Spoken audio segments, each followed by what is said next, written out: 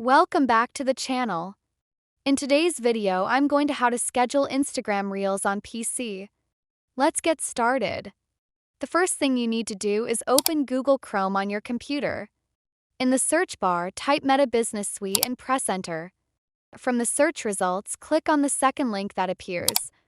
Once you're on the website, you'll see the option to try it out. Go ahead and tap on that. This will redirect you straight to the dashboard of Meta Business Suite. If you're already logged in like I am, it will take you directly to your account. If not, you'll need to sign in using your Facebook or Instagram account details. Now, once you're inside the dashboard, look for the option that says Create Reel.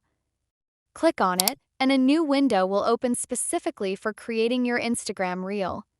Here you'll see a button that says Add Video. Tap on that and then browse your device to select the video you want to upload. After selecting, click on Open. Depending on the size of your video and your internet speed, it may take a little bit of time for the video to fully upload. After the upload is complete, you'll be asked to select a thumbnail for your reel.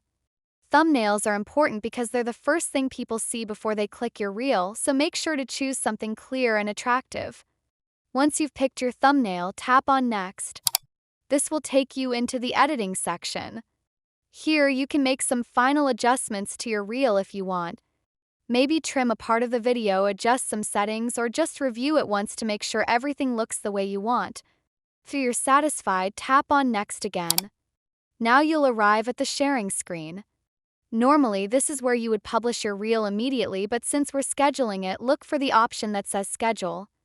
Tap on it and you'll be able to choose the date and time when you want your reel to be posted.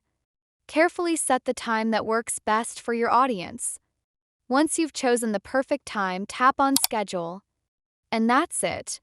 If this tutorial helped you out, make sure to hit the like button, subscribe to the channel, and turn on the bell icon so you don't miss any of my future tutorials.